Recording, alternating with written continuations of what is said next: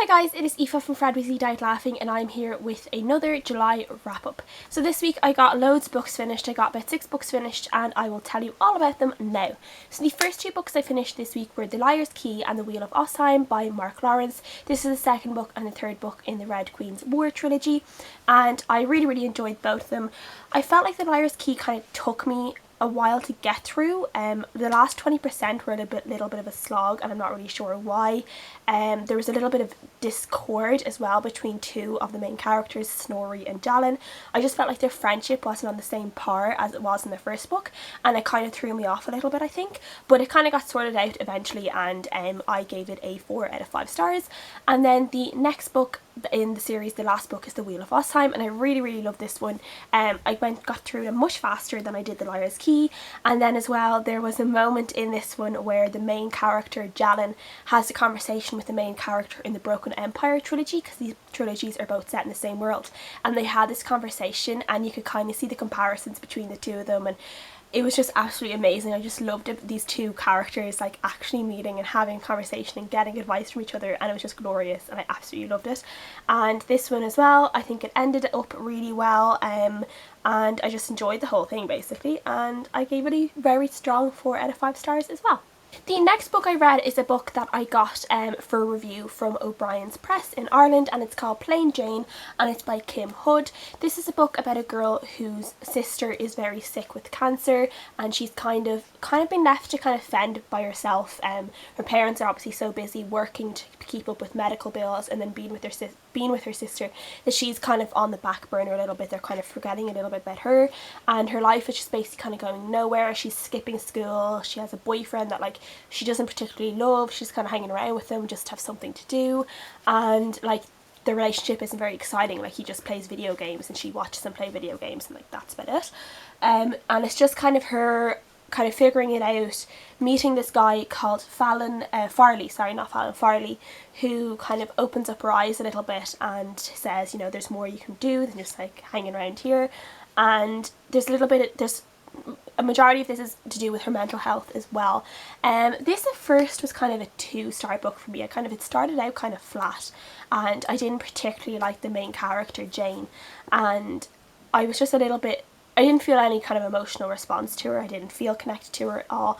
And then about halfway through, her mental state starts to decline and you can see it in the writing. The writing becomes very, like her point of view becomes very frantic and confused and all over the place, and I really started actually like feeling anxious. And I don't suffer from like anxiety or anything, but I started feeling anxious. I could kind of feel my heartbeat speed up a little bit when I was reading this, and it really kind of affected me a lot, just the way I just thought her mental decline was done really well, the way it was in the book. Like you could see it very clearly. Like I didn't really know that there was going to be anything about mental health, but I could see clearly from the way it was written that what was happening, that there was something going on in her head that wasn't right, that she needed help.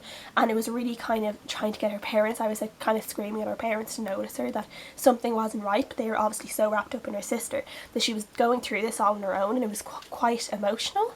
So I don't know whether this would be great for people who, like, for the fact that it kind of made me anxious. I don't know if people who do suffer from anxiety would do well reading this. It might, I don't know, trigger people, I don't know. But overall I ended up giving it a 3 stars because I did enjoy it. I just felt there were times the writing just didn't, it was just a little bit messy for me at times, but the end of the book really lifted this back up. It was going to be a 2-star, but then the end of it, the second half of it kind of really picked up and it ended up being a 3-star because of that. The next book I finished is another book I got from review. This one I got from Head of Zeus and it's called The Salt Marsh by Clare Carson. This is kind of a crime / mystery kind of book, and it is about a girl called Sam Coyle whose father was an undercover cop, and her whole life she's kind of been really paranoid because her father's kind of taught her always to be paranoid and always to be on the lookout for people who might be trying to dupe her or might be trying to get something out of her because her father's an undercover cop.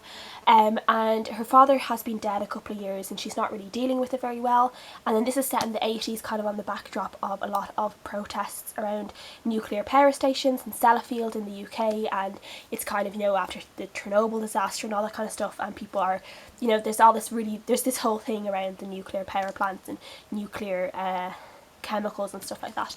And her boyfriend Luca goes missing, and she has to try and figure out what is going on, and there's just this kind of mystery going on with her in the centre of it, and she doesn't know really why she is in the centre of this mystery, and she's trying to figure it out and just trying to figure out where her boyfriend is and what is going on and why people are just mysteriously turning up dead when she talks to them, basically. This was good, but I'm not sure, maybe if I was more into crime novels, maybe I would have liked it better. Nothing really stood out for me, like there wasn't any moment in it where I thought it was absolutely amazing, so I gave it 3 stars, because I just couldn't really give it any more, but it was well written. I thought the plot came together very well. It was like kind of complex and intriguing at different points. I really kind of wanted to know what was going on, but then there's times I was like, am I smart enough to really kind of get what is going on, if you know what I mean? I had some of those moments. So I gave it 3 out of 5 stars, and maybe if people are really into crime novels and like this, they might like it better than me. The next book I finished is The Crown by Kiera, and this is the final book in the selection, and I hated this book simply because she didn't end up with the guy that I wanted her to end up with. I just thought the whole thing was just so obvious. Like, I knew she'd end up with him because I just was like, you know, I've read enough books to figure out what was going to happen. The minute that character appeared in the air, I knew that was how it was going to end up. But I just felt like it was just like, I get what everyone was saying about how as soon it was like, she suddenly was like, oh, I have feelings for this guy, it became really magnified, and she was like, oh my god, he's my soulmate, I love him. And it's like, you haven't even kissed him yet and you're like saying he's your soulmate. How do you know this? You know what I mean? And it was just really annoying, and I definitely felt like the end of it was really, really rushed. Like, there were so many things kind of dropped. I felt like there was all these tidbits dropped with different people where I was like, whoa, like, I've never heard of this person before. Like, why are you just like dropping this now?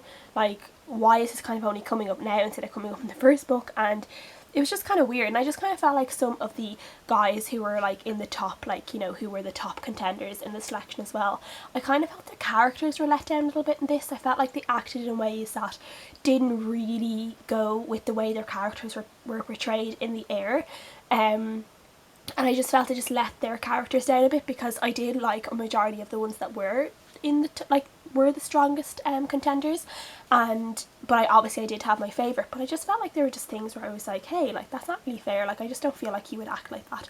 And so I just gave it 3 out of 5 stars, which is the lowest I've given any book in the series, because it was entertaining, but I just felt so disappointed with it. I was just like, oh, you know, I just kind of hoped that there would be a different ending, and it wasn't. So 3 out of 5 stars, and I'm not sure if I would ever read this one again. I'd probably read the selection again, but not The Heir or The Crown, because I just don't like how it ended.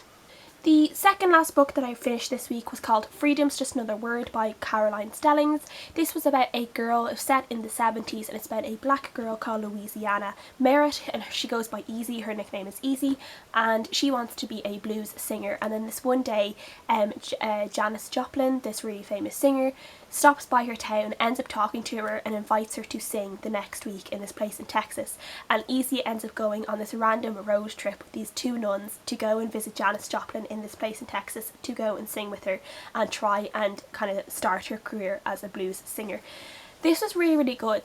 I gave it a 4 out of 5 stars, like a really strong 4 out of 5 stars, and I just felt like it was kind of, I needed to read this for NetGalley anyway, but I also felt it was kind of timely with everything that was going on in the United States this week, because there's a lot of like things where Easy is dealing with a kind of racism that she's never experienced before. She's lived in this kind of small town in Canada her whole life, and she's dealt with some kind of racism, but this is the first time on this road trip she's actually dealing with a very intimidating, scary kind of racism, and she has to learn how to deal with that and not get herself into situations. Like, she's very spunky. She's a really great spunky character who is really strong in herself and is really able to take care of herself, but at the same time she needs to kind of control herself and be a little bit smarter and saying, like, you know, she is a young girl travelling more or less alone, and she can't be getting herself into situations where that could have disastrous consequences, no matter what the law says about racism or about, you know, things like that. Like, and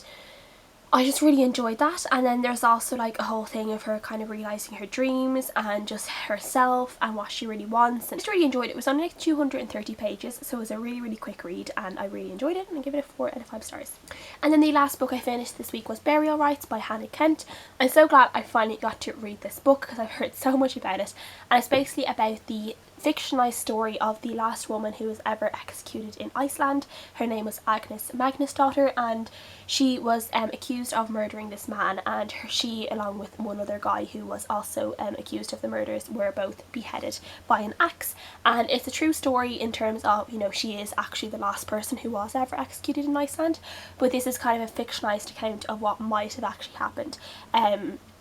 So a lot of study went into this, you know, around Iceland and the Agnes and her family and who she stayed with and stuff, and it's all about kind of her last few months leading up to her execution. She's living with this family who are supposed to kind of look after her and make sure she doesn't like basically run away, and it's just kind of them learning her story, their judgments of her changing slowly, and her kind of dealing with the fact that she is going to die as well, and you know, just remembering her life and how she lived it and stuff like that. And it was really beautiful. I thought it was really beautifully written. The setting, the Icelandic setting, was absolutely extraordinary. It was beautiful. I've never read anything like it before in my life because I've never read anything set in Iceland, so I really enjoyed this kind of historic setting. So yes, I ended up giving it 4 out of 5 stars because I really enjoyed it. It just wasn't like the best thing I've ever read, but I definitely recommend it for anyone who has been thinking about picking it up because it is very beautifully written and it was a very good, entertaining read.